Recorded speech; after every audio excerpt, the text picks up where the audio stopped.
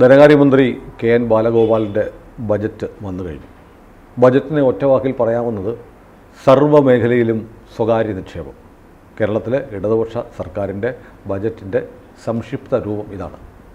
അല്ല, ഇത് ഈ പഴയ ഹാങ് ഓവർ സുനിൽ ഇച്ചിരി ബാക്കി കിടപ്പുണ്ട്. ഈ സോഷ്യലിസം, പൊതുമേഖല, ഇതൊക്കെ പറച്ചില്ലേ ഉള്ളൂ. ഇതൊക്കെ പൊളിഞ്ഞിട്ട് പണ്ടാറടങ്ങിയ കാലം എത്രയായി. ഇപ്പോൾ KSRTC നോക്ക്, സിസ്റ്റമാറ്റിക്കായിട്ട് സർക്കാർ പൊളിച്ചുകൊണ്ടിരിക്കുകയാണ്. അതെ, അതിനകത്ത് ജീവനക്കാരും അത് പൊളിക്കുന്ന വലിയ പങ്ക് വഹിച്ചിട്ടുണ്ട്. വലിയ പങ്ക് വഹിച്ചിട്ടുണ്ട്. അതിൽ നമ്മുടെ മരിച്ചുപോയ ആനത്തലവട്ടം ആനന്ദൻ്റെ പങ്ക് പ്രത്യേകം എടുത്തു പറയേണ്ടതാണ്. ഇത് പൊളിച്ചടുക്കിയിട്ടേ ആ മനുഷ്യൻ മാറുള്ളൂ എന്നുള്ള രീതിയിലാണ് MDയുടെ തന്തയ്ക്ക് വിളിക്കുക, അതൊക്കെ ചെയ്ത് വൻ കലാപം ഉണ്ടാക്കിയത്. ഇവർക്ക് ഇപ്പോഴും ഒരു വ്യവസായം എങ്ങനെ നടക്കുന്നു എന്നുള്ളതിനെപ്പറ്റി യാതൊരു ധാരണയില്ല. വല്ലവൻ്റെയും പോക്കറ്റിലെ കാശെടുത്തിട്ട് അവൻ ഫാക്ടറി തുടങ്ങണം, അതിനകത്ത് ഇവർക്ക് സമരം ചെയ്യണം, ഇവർ ഭരിക്കണം, അയാൾ കാശിറക്കിക്കൊണ്ടേയിരിക്കണം. ഈ ഒരു ഇക്വേഷനാണ് കമ്മ്യൂണിസ്റ്റുകാരുടെ മനസ്സിൽ, നല്ലൊരു ശതമാനം കോൺഗ്രസ്സുകാരുടെ മനസ്സിൽ, ചെറുതാണെങ്കിലും ഒരു ശതമാനം BJPക്കാരുടെ മനസ്സിൽ. ഈ സോഷ്യലിസത്തിന് ഇങ്ങനെ ഒരു സ്വഭാവമുണ്ട്. സോഷ്യലിസം ഒരു ചലഞ്ച് ചെയ്യാൻ പാടുള്ളതല്ല, വിമർശിക്കാൻ പാടുള്ളതല്ല എന്നൊരു ധാരണ കമ്മ്യൂണിസ്റ്റുകാർക്ക് മുതൽ BJPക്കാർക്ക് വരെയുണ്ട്. അതുകൊണ്ടാണ് ഭരണഘടനയിൽ സോഷ്യലിസം ഉണ്ട്. ഇവരാരെങ്കിലും സോഷ്യലിസത്തെ പറ്റി പറയാറുണ്ടോ? ആരും ഡിമാൻഡ് ചെയ്യുന്നില്ല, തൊടുകില്ല. അതൊരു വിശുദ്ധ പശുവാണ്, ഇത് തൊടാൻ പാടില്ല. പക്ഷെ ചെയ്യുന്നതൊക്കെ അതിന് വിരുദ്ധമാണ് തന്നെ. അങ്ങനെയാണ് സർവ്വമേഖലയിലും സ്വകാര്യ മേഖല എന്നുള്ള രീതിയിലേക്ക് ഇടതുപക്ഷ ഗവൺമെൻറ് വന്നിരിക്കുന്നത്. എന്നാൽ ഇത് ചോദ്യം ചെയ്യാൻ ആർക്കും ധൈര്യവുമില്ല. കാരണം ചോദ്യം ചെയ്യുമ്പോൾ സോഷ്യലിസത്തെ ചോദ്യം ചെയ്യണം. സോഷ്യലിസത്തെ ചോദ്യം ചെയ്യുന്നത് കുറ്റമാണ് തന്നെ. അതുകൊണ്ട് ആരും ചോദ്യം ചെയ്യുന്നില്ല. വാസ്തവത്തിൽ ബാലഗോപാൽ ഇപ്പം ചെയ്തിരിക്കുന്നത് സർക്കാരിൻ്റെ കയ്യിൽ 10 പൈസയില്ല. അതുകൊണ്ട് വല്ലവൻ്റെയും പോക്കറ്റിലെ കാശ് കണ്ടുകൊണ്ട് അതെ, ഇപ്പം ആശുപത്രികളുടെ വികസനത്തിന് പൊതുജനങ്ങളുടെ ഫണ്ട് സ്വീകരിക്കുന്നു പറഞ്ഞു എന്ന് പറഞ്ഞാൽ സൗജന്യ ചികിത്സ ഇല്ലാതാവും എന്നായിരിക്കും അതിൻ്റെ വിവക്ഷ. അത് ആ രീതിയിലേക്ക് കൊണ്ടുപോയി. ഇപ്പോൾ ആശുപത്രി മാത്രമല്ല, സ്കൂൾ വികസനത്തിനും ജനങ്ങളെ ആശ്രയിക്കുന്നു. അതെ, അപ്പോൾ ആശുപത്രിയിലും സ്കൂളുകളിലും ഒക്കെ ഈ അമ്പലത്തിൽ വയ്ക്കുന്ന പോലെ ഭണ്ഡാരപ്പെട്ടി വയ്ക്കും, എന്തെങ്കിലും തരണേ എന്ന് പറഞ്ഞുകൊണ്ട്. അപ്പോൾ അതിലിടുന്നത് പുണ്യമാണെന്നും ഇങ്ങനെ ഒരു ധാരണയൊക്കെ ഉണ്ടാക്കിയിട്ട് ആൾക്കാർ പോക്കറ്റിൽ നിന്നുള്ള കാശ് കുറേശ്ശെ ഈ ഹോട്ടലിലൊക്കെ കണ്ടിട്ടില്ലേ, കൗണ്ടറിൽ ക്യാൻസർ രോഗികൾക്കുള്ള ചികിത്സാ സഹായം, അത് ട്രാൻസ്പെറൻ്റ് ആയിരിക്കും. അതിൽ 50-ൻ്റെയും 100-ൻ്റെയൊക്കെ നോട്ടുകളൊക്കെ നമ്മൾ കാണാം. അപ്പോൾ നമ്മൾ ഇടുന്നത് 50എങ്കിലും ഇടണ്ടേ എന്നോർത്ത് നമ്മൾ 50 ഇടും. ഇത് ആരുടെ പോക്കറ്റ് പോകും ദൈവത്തിന് അല്ല. അങ്ങനെ ആവില്ല. ചിലപ്പോൾ ആശുപത്രികളിലൊക്കെ ഇപ്പം തന്നെ ഈ ആശുപത്രി വികസന ഫണ്ട് എന്നൊക്കെ പറഞ്ഞ് ചെറിയ തുകയുണ്ട്. അത് OPക്ക് വേണ്ടി ഇത്ര ഫീസ് എന്ന തലത്തിലേക്ക് മാറ്റി തന്നെ ചെയ്യുമായിരിക്കും. OP ടിക്കറ്റ് ഈ അത് നമ്പർ എഴുതാൻ, കുറിപ്പ് എഴുതാനൊക്കെയുള്ള കടലാസ് നമ്മൾ കൊണ്ടുചെല്ലണം. അതെ, ഇങ്ങനെയൊക്കെയുള്ള പരിപാടികൾ വളരെ നേരത്തെ തന്നെ തുടങ്ങിക്കഴിഞ്ഞു. ഇതൊന്നും സസ്റ്റൈനബിൾ അല്ലെന്നേ. കേരളം ആരോഗ്യരംഗത്ത് വലിയ കുതിച്ചുചാട്ടം, മേൽക്കൈ എന്നൊക്കെ പറയാം. ആര്? പ്രൈവറ്റ് ആശുപത്രി ഉള്ളതുകൊണ്ട്. ഇവർ ഈ കാർഷിക മേഖലയിൽ കൈവച്ചതുപോലെ ഹെൽത്ത് മേഖലയിൽ എല്ലാം ദേശസാൽക്കരിച്ചു എന്ന് വെച്ചോ, അതോടെ മുടിഞ്ഞ് പണ്ടടങ്ങിപ്പോയതിനെ. ഇത് അല്ല, നമുക്കറിയാമല്ലോ, മഹാരാജാവിൻ്റെ കാലത്ത് തുടങ്ങിയതാണ് കേരളത്തിലെ വാക്സിനേഷൻ. രാജാക്കന്മാർക്ക് പോലും വലിയ ആരോഗ്യരംഗത്തെക്കുറിച്ച് വലിയ ധാരണയുണ്ടായിരുന്നു കേരളത്തിൽ. അല്ലെ, ഇതെല്ലാം അട്ടിമറിച്ചവരാണ്, ഇതെല്ലാം ചെയ്യുന്നത് കമ്മ്യൂണിസ്റ്റ് സർക്കാരാണെന്ന് വരുത്തി. ഞാൻ ഇന്നലെ ഈ സുപ്രീം കോടതിയിൽ ഒരു നോട്ട് കൊടുത്തിട്ടുണ്ട് അറ്റോർണി ജനറൽ. കേരളത്തിൻ്റെ കേസുണ്ടല്ലോ, കേന്ദ്ര അവഗണിക്കുന്നത്. അപ്പോൾ അതിൽ കൗണ്ടർ അഫിഡവിറ്റ് അല്ല, ഒരു നോട്ട് അറ്റോർണി ജനറൽ തയ്യാറാക്കി കൊടുത്തിരിക്കുന്നു. രാജ്യത്തിൻ്റെ സമ്പദ് വ്യവസ്ഥ എങ്ങനെയാണ് നടക്കുന്നതെന്ന് അതിലുണ്ട്. 48-50 പേജേ ഉള്ളൂ. അതിൽ പൊതു സ്വഭാവം എങ്ങനെയാണ് നമ്മുടെ ഫൈനാൻസ് ഒഴുകുന്നത്, അതൊക്കെ ആവുന്നത്ര ലളിതമായ ഭാഷയിൽ ജഡ്ജിമാർക്ക് മനസ്സിലാവണമല്ലോ, അവരാരും സാമ്പത്തിക വിദഗ്ധന്മാരല്ല, ആവുന്നത്ര ലളിതമായിട്ട് എഴുതിയിട്ടുണ്ട് അതിൽ. എന്നിട്ടാണ് പുള്ളി കേരളത്തെ പറ്റിയുള്ള ഇത് പറയുന്നത്. കേരളം കടക്കണിയുടെ വക്കത്താണ്. 1% കൂടെ കടം കയറി കഴിഞ്ഞാൽ കേരളം കടക്കണിയിലാകും. കടക്കണി എന്ന് പറയുന്നത് എന്താ? പലിശ കൊണ്ട് പലിശ വീട്ടുക, കടം വാങ്ങിച്ച് പലിശ വീട്ടുക. വീണ്ടും നമ്മൾ കടം മേടിക്കുക. എന്തിന്? പഴയ കടത്തിൻ്റെ പലിശ കൊടുക്കുക. പഴയ കടത്തിൻ്റെ മുതലോ അത് കൂടി വരും. ഇങ്ങനത്തെ ഒരു കെണിയിൽ പെടാൻ അതിൻ്റെ വക്കത്തെത്തി നിൽക്കുകയാണ് കേരളം. ഞാനതിൽ ഞെട്ടിപ്പോയത് എന്താണെന്ന് വെച്ചാൽ, ഇന്ന് വരെ ആരും പറയാത്തൊരു കാര്യം അറ്റോർണി ജനറൽ പറഞ്ഞിരിക്കുന്നു. കേരളത്തിൻ്റെ പൊതുകടത്തിൻ്റെ 10% പ്രൊവിഡൻറ്റ് ഫണ്ട് വിഹിതമാണ്. അതായത് എംപ്ലോയീസിൽ നിന്ന് പ്രൊവിഡൻറ്റ് ഫണ്ട് വിഹിതം പിടിക്കും. എന്നിട്ട് EPF അടയ്ക്കാതിരിക്കും. അത് ക്രിമിനൽ കുറ്റമല്ലേ? അതെ, ക്രിമിനൽ കുറ്റമാണ്. അതിന് പലിശയുണ്ട്, അതിന് പിഴയുണ്ട്. ഭീമമായ പിഴയും പലിശയാണ്. 25% പലിശ, 25% പിഴ. ഇതായിരുന്നു ഞാനൊരു സ്ഥാപനം നടത്തിക്കൊണ്ടു പോകുമ്പോഴുള്ള നിയമം. ഇപ്പം എങ്ങനെയാണെന്ന് എനിക്ക് അറിഞ്ഞുകൂടാ, അതിലും കടത്തപ്പെട്ടു. പിന്നെ അറസ്റ്റ് ചെയ്തുകൊണ്ട് പോകാം, അക്കൗണ്ട് ഫ്രീസ് ചെയ്തൊക്കെ ചെയ്യാം. ഇതെല്ലാം ചെയ്തിരിക്കുന്നത് സർക്കാരാണ്. സർക്കാർ ആരെ അറസ്റ്റ് ചെയ്യുക? ചീഫ് സെക്രട്ടറി അറസ്റ്റ് ചെയ്യാൻ പറ്റുമോ? അപ്പോൾ അത് വലിയൊരു ധർമ്മസങ്കടമാണ്. മാത്രമല്ല, എംപ്ലോയീസ് പ്രൊവിഡൻറ്റ് ഫണ്ട് എന്ന് പറയുന്നത് കേന്ദ്ര സർക്കാരിൻ്റെ സ്ഥാപനമാണ് തന്നെ. അപ്പോൾ കേന്ദ്ര സർക്കാരിൻ്റെ സ്ഥാപനം സംസ്ഥാന സർക്കാരിൻ്റെ അക്കൗണ്ടോ ട്രഷറിയോ മരവിപ്പിക്കുക എന്ന് പറഞ്ഞു കഴിഞ്ഞാൽ പിന്നെ ഇവിടെ കടന്നു കൊടുക്കാൻ പറ്റില്ല. ഇങ്ങനെയൊക്കെയുള്ള പ്രശ്നത്തിൽ കൊണ്ടുപോയി ചാടിച്ചിരിക്കുകയാണ്. ഞാനറിഞ്ഞില്ല ഇവരിങ്ങനെ ഈ ടാക്സ് പിരിക്കാനുണ്ടെന്നാണ് 28,000 ചില്ലുവാനും കോടി പിരിക്കാനുണ്ട്. അതിൽ തന്നെ ഈ ഭീമന്മാരാണ് കൊടുക്കാനുള്ളത്. ആര്? KSRTC കൊടുക്കാനുണ്ട്, KMML കൊടുക്കാനുണ്ട്, കെൽട്രോൺ കൊടുക്കാനുണ്ട്, ഇവരെയൊക്കെ കൊടുക്കാനൊക്കെ ഉണ്ട്. അപ്പോൾ ഇതൊക്കെ ചേർത്തിട്ടാണ് ഈ 28,000 കോടി എന്ന് പറയുന്നത്. അപ്പോൾ അതാണല്ലോ ഈ ഡിഫോൾട്ട് എന്ന് ഞാൻ വിചാരിച്ചു. അങ്ങനെയല്ല, ഇൻഡിവിജ്വൽ ഒരു മനുഷ്യൻ്റെ പെൻഷൻ ഫണ്ട്, ഇയാൾ റിട്ടയറായി കഴിഞ്ഞാൽ ജീവിച്ചു പോകുന്നത് ഈ പെൻഷൻ ഇല്ലാത്ത ആൾക്കാരുണ്ടല്ലോ, അവർക്കാണ് പ്രൊവിഡൻറ്റ് ഫണ്ട്. പെൻഷനുള്ളവർക്ക് പെൻഷൻ കിട്ടും, അവർ ഇപ്പോഴും കുഴപ്പമൊന്നും വന്നിട്ടില്ല. ഈ പെൻഷൻ ഇല്ലാത്ത ആൾക്കാർ, പൊതുമേഖലാ സ്ഥാപനങ്ങളിൽ ജോലി ചെയ്യുന്നവർ, പ്രൈവറ്റ് സ്ഥാപനങ്ങളിൽ ജോലി ചെയ്യുന്നവർ, അവർക്കൊക്കെ കൊടുക്കാനാണ് ഒരു തുക പിരിഞ്ഞു പോകുമ്പോൾ കൊടുക്കണം. ഈ കൊടുക്കാനുള്ള തുകയാണ് ഡിഫോൾട്ട് വരുത്തിയിരിക്കുന്നത്. അത് കേരളത്തിൻ്റെ പൊതുകടത്തിൻ്റെ 10% വരുന്നു എന്ന് പറഞ്ഞാൽ എത്ര ദയനീയമായ അവസ്ഥയാണ്. അതുകൊണ്ട് ബാലഗോപാൽ എന്ത് ചെയ്യുന്നു?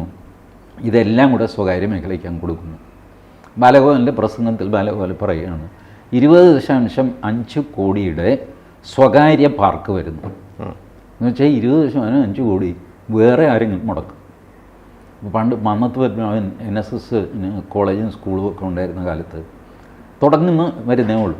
പുള്ളി പറഞ്ഞു, എടാ നമുക്കൊരു കോളേജ് തുടങ്ങണം, അതിന് കാശിലല്ലോ വിളിച്ചാ.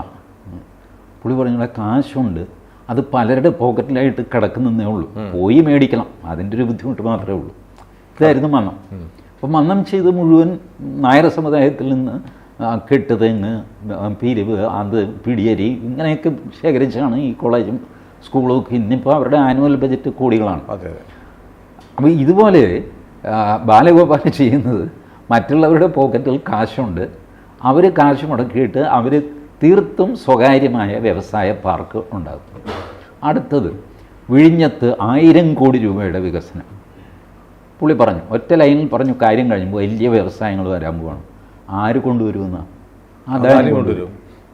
അദാനി ഇത് നേരത്തെ ഈ വിഴിഞ്ഞത്തിൻ്റെ ടെക്നിക്ക് ഇതാണല്ലോ, വിഴിഞ്ഞത്തിന് ടെൻഡർ എടുക്കാനും ആരുമില്ല. അദാനിയുടെ പിന്നാലെ ഇവർ നടന്നു. അന്ന് നടന്നു ഉമ്മൻചാണ്ടിയാണ്, പിന്നീട് നടന്നത് അച്യുതാനന്ദൻ. ഏതായാലും എൻ്റെ പൊന്നിയേട്ട് അതിൽ നിന്ന് എടുക്കണം, ഇവിടെ എന്തെങ്കിലും ചെയ്യണം. അദാനി പറഞ്ഞു, അത് നടക്കില്ല, എനിക്ക് കുറേ എക്സ്ട്രാ ഭൂമി കൂടെ വേണം. അന്ന് ആദ്യം തുടങ്ങിയത് 67 ഏക്കറാണ്. അത് സമ്മതിച്ചു. പിന്നെ അതിന് ശേഷം എത്ര ഏക്കർ എടുത്തെന്ന് എനിക്കറിയാമില്ല. അവിടെ ഇദ്ദേഹം ടൗൺഷിപ്പ് ഉണ്ടാക്കും, ടൂറിസ്റ്റ് വില്ലേജ് ഉണ്ടാക്കും. അല്ലാതെ ഇവിടെ മറ്റേ കപ്പലൊന്നും വരാനൊന്നും പോണില്ല. റിയൽ എസ്റ്റേറ്റ് കച്ചവടം നടത്തും. റിയൽ എസ്റ്റേറ്റ് കച്ചവടം, അതേ തുടർന്നുള്ള മറ്റേ റിസോർട്ട്, ഇതുപോലെയൊക്കെയാണ്. ഈ സാധനമാണ് ഇപ്പോൾ ബാലഗോപാൽ അതിൻ്റെ പിതൃത്വം ഏറ്റെടുത്തിട്ട് 1000 കോടി രൂപയുടെ വികസനം, വ്യവസായം, ഇതൊക്കെ ബജറ്റിൽ എഴുതി വെക്കാൻ വരുന്നു. 5 പൈസ സർക്കാരിന് ചിലവില്ല. ചിലവില്ല. ചിലവ് 1000 കോടി രൂപ അദാനിക്ക് പുല്ലാണ്. അയാളുടെ ഒരു ദിവസത്തെ ചിലവ് വീട്ടു ചിലവിന് 1000 കോടി രൂപ വേണം അയാൾക്ക്. അങ്ങനെയുള്ള മനുഷ്യനാണ്. അപ്പോൾ അങ്ങനെ 1000 കോടി രൂപ, ശരി പറഞ്ഞേക്ക്, പിന്നെ നോക്കാം, പറയട്ടെ ചേട്ടാ, പിന്നെ നാളെ കേസാവരുത്, താൻ പറയടൂ എത്ര ബജറ്റ് നമ്മൾ കണ്ടില്ല. ഇതൊക്കെ ഈ ബജറ്റ് ഡോക്യുമെൻ്റ് എന്നൊക്കെ പറഞ്ഞാൽ നമ്മളാണിത് വലിയ എന്തോ ദിവ്യമായ സാധനം. ഇവർക്ക് ഇതൊന്നുമില്ല. ഈ പിന്നെ ഞാനൊന്നും ബാലഗോപാൽ പറയുന്നുണ്ടായിരുന്നു, അല്ല ബജറ്റിനെ പറ്റി കൂടുതലൊന്നും പറഞ്ഞുകൂടാന്നാണ്. ബജറ്റ് ഈ രഹസ്യരേഖ എന്നായിരുന്നു? GST വരുന്നതിന് മുമ്പ് ഇത് രഹസ്യരേഖയായിരുന്നു. കാരണം ടാക്സ് പ്രഖ്യാപിക്കുന്നത്, സെയിൽ ടാക്സ് പ്രഖ്യാപിക്കുന്നത് ബജറ്റിലാണ്. അപ്പോൾ ടാക്സ് ഏതിന് കൂടും, ഏതിന് കുറയും, എത്ര വരും, എത്ര ഒന്നും പുറത്ത് പറയാൻ പാടില്ല. ഇത് ബജറ്റ് അനൗൺസ് ചെയ്യുമ്പോൾ മാത്രമേ അറിയാവുള്ളൂ. അല്ലെങ്കിൽ പൂഴ്ത്തിവെപ്പ്, കരിഞ്ഞന്ത, അത് ഇതൊക്കെ നടക്കും. ഇങ്ങനെയാണ് ഈ ബജറ്റ് രേഖ രഹസ്യമായിട്ട് സൂക്ഷിക്കുന്ന ഏർപ്പാട് വന്നത്. ഇപ്പോൾ GST വന്നിട്ട് വർഷം എത്രയായി? അതുകൊണ്ട് ബജറ്റിൽ ഒരു രഹസ്യവും ഇല്ല. മറ്റ് നാടുകളിലൊന്നും ഇത് രഹസ്യമൊന്നുമല്ല കേട്ടോ.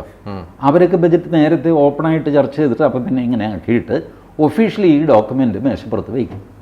ഈ ബജറ്റ് പ്രസംഗം എന്ന് പറഞ്ഞിട്ട് 2 മണിക്കൂർ നിർത്താതെ പ്രസംഗിച്ചു. അതെ, അതെ. ഇതിനിടയ്ക്ക് 3 തവണ അദ്ദേഹം വെള്ളം കുടിച്ചു. കുടിച്ചു. ഈ പണ്ടാരക്കെട്ട് ഇതിൻ്റെ ഒന്നും ആവശ്യമില്ലാന്ന്. എന്തിനാണ് ഇയാൾ എണീച്ചത്? റെയിൽവേ ബജറ്റ് പുഷ്പം പോലെ എടുത്തു കളഞ്ഞില്ലേ? എടുത്തു കളഞ്ഞു. ഇപ്പം നിർമ്മലാ സീതാരാമൻ എത്ര 3/4 മണിക്കൂർ മറ്റോ എടുത്തുള്ളൂ. അതെ, അതെ. മൊത്തം ഭാരതത്തിൻ്റെ ബജറ്റ് 3/4 മണിക്കൂർ. ഇങ്ങനെ 2 മണിക്കൂറായിട്ട് ഇപ്പോഴും തീർന്നിട്ടില്ല. അതിനിടയ്ക്ക് കഥകളി പദവും കവിതയും ഇതുപോലത്തെ ഭോഷ്കാണ് ഈ ബജറ്റ് എന്ന് പറയുന്നത്. വാസ്തവത്തിൽ ബാലഗോപാലിൻ്റെ കയ്യിൽ 5 പൈസയില്ല. ശരിക്കും പറഞ്ഞാൽ ബാലഗോപാൽ ഒരു ധവളപത്രം ഇറക്കണമായിരുന്നു. ഉമ്മൻചാണ്ടിയുടെ കാലത്ത് ധവളപത്രം ഇറക്കി. ആ ധവളപത്രത്തിൻ്റെ ബേസിസിലാണ് അറ്റോർണി ജനറൽ സുപ്രീം കോടതിയിൽ ഈ നോട്ട് സ്റ്റേറ്റ്മെന്റ് കൊടുത്തിരിക്കുന്നത്. നോട്ടെന്നാണ് അതിന് തലക്കെട്ട്. സ്റ്റേറ്റ്മെൻറ്റ് എന്ന് പോലും. കാരണം സ്റ്റേറ്റ്മെൻറ്റ്, അഫിഡാവിറ്റ്, നോട്ട് ഇതിനൊക്കെ വേറെ വേറെ അർത്ഥമാണ് കോടതിയിൽ. അതുകൊണ്ട് സ്റ്റേറ്റ്മെൻ്റ് ഒന്നും എഴുതിയില്ല, നോട്ടെന്നാണ് പറഞ്ഞിരിക്കുന്നത്. കോടതിയുടെ അറിവിലേക്കായിട്ട് പ്രാഥമികമായിട്ട് ഇതൊന്ന് പരിശോധിക്കും. അങ്ങനെ കോടതി ആവശ്യപ്പെട്ടു, ഒരു നോട്ട് തരാൻ പറ, ബാക്കി നമുക്ക് ഒഫീഷ്യലാക്കി. ഈ നോട്ട് എന്ന് പറയുന്ന ഒരു ലീഗൽ സബ്മിഷനായിട്ട് നാളെ വരില്ല. ഇതിപ്പോൾ അറിവിലേക്കായിട്ട് കൊടുക്കുന്ന ഒരു സാധനമാണ്. അപ്പോൾ അതിൽ ജനറൽ കാര്യങ്ങൾ, ഈ ഫിഗേഴ്സ് ഇങ്ങനെയൊക്കെ ഒരു 10%, 28%, 31% പറയും എമൗണ്ട് എഴുതുക, അങ്ങനെയൊന്നും ചെയ്യില്ല. ഗ്രാഫ്, ചാർട്ട് ഒക്കെ ഉണ്ട്, നമുക്ക് പെട്ടെന്ന് മനസ്സിലാവും ഇതിങ്ങനെ കൂടിപ്പോയി, വരുമാനം ഇങ്ങനെ കുറഞ്ഞു പോയി. അപ്പോൾ 2015 എത്ര, 16 എത്ര. ഇത് ഇദ്ദേഹം ചെയ്തിരിക്കുന്നത് ഉമ്മൻചാണ്ടി സർക്കാരും പിണറായി വിജയൻ സർക്കാരും ചേർത്തിട്ടാണ്. 2015-16 മുതൽ 2021-22 വരെയുള്ള കേരളത്തിൻ്റെ ഫൈനാൻസ് ഭരിക്കുന്നത് ആരാണെന്ന് അറ്റോർണി ജനറൽ നോക്കിയിട്ടില്ല, നോക്കേണ്ട കാര്യമില്ല. കോടതിക്ക് കൊടുക്കുമ്പോൾ ഒരു പ്രത്യേക പീരീഡ് സെലക്ട് ചെയ്തിട്ട് 21-22, പിന്നെ 22-23 എന്ന് പറഞ്ഞാൽ ഇപ്പോഴും ഓഡിറ്റ് ചെയ്യാതെ ബാക്കി കിടക്കുന്നതൊക്കെ ഉണ്ടാവും. CAGയുടെ റിപ്പോർട്ട് വന്നിട്ടില്ല, വന്നെങ്കിൽ തന്നെ മേശപ്പുറത്ത് വെച്ചിട്ടില്ല, ഇതുപോലത്തെയൊക്കെ പ്രശ്നങ്ങളുണ്ട്, ടെക്നിക്കൽ ഇഷ്യൂസ്. അതുകൊണ്ട് അത് ഒഴിവാക്കി. ഇത് കറ തീർന്ന പോർഷൻ മാത്രം എടുത്തിട്ട് എല്ലാ കണക്കുകളും കൃത്യമായിട്ട് ഓഡിറ്റ് ചെയ്ത് കിട്ടിയത് വെച്ചിട്ടാണ് ഈ സബ്മിഷൻ നടത്തിയിരിക്കുന്നത്. സബ്മിഷൻ എന്നും പറയാൻ പാടില്ല, നോട്ട് കൊടുത്തിരിക്കുന്നത്. ഈ നോട്ടിന് ഇനി കേരള സർക്കാരിൻ്റെ പ്രതികരണം എന്തായിരിക്കും? ഒരുപക്ഷെ സുപ്രീം കോടതി ഈ നോട്ട് ഇവർക്ക് അനൗദ്യോഗികമായിട്ട് കൈമാറും. ജസ്റ്റ് ഇതും കൂടെ വെച്ചിട്ട് നിങ്ങളുടെ ഹർജി വേണമെങ്കിൽ ഒന്ന് അഡീഷണൽ പോയിൻറ്റ്സ് ഒക്കെ ചേർത്തിട്ട് കൊണ്ടുപോകാം. ഈ നോട്ട് വായിച്ചാൽ തന്നെ ഇവർ തളർന്നു പോകും. കാരണം ഇവർക്ക് ഒന്നും പറയാനില്ല അതിനകത്ത്. ഇവർ കൊടുത്ത ഫിഗേഴ്സാണ് അദ്ദേഹം സുപ്രീം കോടതിയിൽ കൊടുത്തിരിക്കുന്നത്. TG, ഞാൻ ഈ ബജറ്റ് കണ്ടപ്പോൾ ഞാൻ പെട്ടെന്ന് TP ശ്രീനിവാസനെ ഓർത്തു. അദ്ദേഹം ഒരുപക്ഷെ താടിക്ക് കൈ കൊടുത്ത് ആലോചിക്കുന്നുണ്ടാവും, എന്തിനാണ് ഞാൻ തിരുവനന്തപുരത്ത് വർഷങ്ങൾക്ക് മുമ്പ് അടികൊട്ടത്. കാരണം വിദേശ സർവകലാശാലകൾക്ക് അനുമതി കൊടുക്കുന്നതായിട്ട് ബജറ്റ് പ്രഖ്യാപനമുണ്ട്. ഞാൻ അദ്ദേഹത്തോട് ചോദിച്ചു നേരിട്ട്, അദ്ദേഹത്തെ കണ്ടു. ഞാൻ കണ്ടു എന്ന് വെച്ചാൽ യാദൃശ്യമായിട്ട് ഇനിയോ രാജ്ഭവനിലെ ഒരു ചടങ്ങിൽ വെച്ച് കണ്ടതാണ്. അപ്പോൾ അന്ന് ഞാൻ പറഞ്ഞു, ഇപ്പോഴല്ലേ ഒരു 3 വർഷമായി, അന്ന് ഞാൻ പറഞ്ഞു, സാറ് പണ്ട് തല്ലുകൊണ്ട കാര്യം ഇപ്പം മന്ത്രിസഭ തന്നെ അംഗീകരിച്ചല്ലോ. അന്നാണ് ഔദ്യോഗികമായിട്ട് ഇവർ സ്വകാര്യ സർവകലാശാലകളാകാം. പുള്ളി പറഞ്ഞു, എനിക്ക് തല്ല് കിട്ടിയാലെങ്കിലും കേരളം നന്നാകുകയാണെങ്കിൽ എനിക്ക് സന്തോഷമേ ഉള്ളൂ. 2 കൂടെ അടിക്കട്ടെ, 2 അടി കൂടെ എനിക്ക് തരട്ടെ, എന്നാലും ഞാൻ പറഞ്ഞ കാര്യം നടപ്പിലാക്കിയാൽ. ഇപ്പം നമ്മുടെ ആർഷോ ടീമൊക്കെ എന്ത് പറയായിരിക്കും? അതൊക്കെ പോയില്ലേ? അവർ പറയും എപ്പോ, ആര്, TP അതൊന്നുമല്ല. അതെന്താണെന്ന് വെച്ച് കഴിഞ്ഞാൽ അന്ന് ആ മനുഷ്യൻ ഞങ്ങളുടെ പോക്കറ്റ് അടിക്കാൻ ശ്രമിച്ചു, അതിനാണ് ഞങ്ങൾ തല്ലിയത്. നിൽക്കാൻ കൊള്ളാം. പിന്നെ പക്ഷേ ഇതിലപ്പുറമുള്ള ഹീനകൃത്യങ്ങളൊക്കെ. അതെ, ഇപ്പോൾ KSRTCയുടെ കാര്യം പറയുന്നുള്ളൂ. TGയുടെ ശ്രദ്ധപ്പെട്ടോന്നറിയില്ല, ഒരു സംസാരം ഇങ്ങനെ വ്യാപിക്കുന്നുണ്ട്. അതായത് ഇപ്പോൾ KSRTക്ക് നാമമാത്രമായി 128 കോടി രൂപയാണ് ബജറ്റിലുള്ളത്. പുതിയ ബസ്സുകൾ വാങ്ങാൻ 92 കോടി ഉണ്ടെന്ന് അനുവദിക്കുമെന്ന് പറയുകയും ചെയ്യുന്നുണ്ട്. ഇപ്പം മന്ത്രിയാണെങ്കിൽ ഈ ഡീസൽ ഫ്യൂവൽ ബസ്സുകൾ വാങ്ങുന്നതിനെതിരുമാണ്, അത് പോളിസി മാറ്ററാണ്. പക്ഷേ ഇതുകൊണ്ടൊക്കെ KSRTC രക്ഷപ്പെടില്ല. പെൻഷൻ കൊടുക്കാൻ കഴിയുന്നില്ല, ശമ്പളം മുടങ്ങുന്നു. അപ്പോൾ ഒരു വർത്തമാനം പതുക്കെ പറഞ്ഞു കേൾക്കുന്നുണ്ട്. അതായത് ഊരാളുങ്കൽ സർക്കാരിൻ്റെ പ്രിയപ്പെട്ട സ്ഥാപനമാണ്, ഒരു കരാറും വ്യവസ്ഥയും കൊട്ടേഷനും ഒന്നുമില്ല, എല്ലാ വർക്കും ചെയ്തു. അവരൊരു 500 ബസ് മേടിക്കാൻ പോവുക. കേരളത്തിൽ സ്വകാര്യ ബസ് സർവീസ് രംഗത്തേക്ക് ഊരാളുങ്കൽ വരുന്നു, നല്ല കാര്യം. അപ്പോൾ വരട്ടെ. പക്ഷേ അത് KSRTCയെ വിഴുങ്ങുമോ എന്നുള്ള ആശങ്ക KSRTC ജീവനക്കാർക്കുണ്ട്. KSRTCക്ക് വിഴുങ്ങാൻ എന്താണെന്നേ ഉള്ളത്? കുറേ ബസ് സ്റ്റാൻഡുകളുണ്ട് ഇപ്പോൾ, അത് തന്നെ പല സ്ഥലത്ത് പണയം വെച്ചിരിക്കുകയാണ്. KTDFCയും KSRTCയും ഒക്കെ ചേർത്ത് അത് തൂക്കി വിറ്റാൽ 10 പൈസ കിട്ടുന്ന അവസ്ഥയില്ല.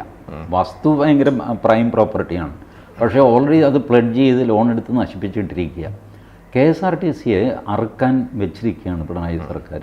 അങ്ങനെയാണ് സ്വിഫ്റ്റ് ഉണ്ടാകുന്നത്. അതെ, വേറെ സ്വിഫ്റ്റിൽ ഡെപ്പോസിറ്റ് നിയമനവും സംഗതിയൊക്കെ, അതിന് PSC നിയമനമില്ല, ഒന്നുമില്ല. സ്വിഫ്റ്റ് ഒരു സ്വകാര്യ കമ്പനി പോലെയാണ്, പിണറായി വിജയൻ്റെ വീട്ടിലെ സ്വകാര്യം പോലെയാണ് നടക്കുന്നത്.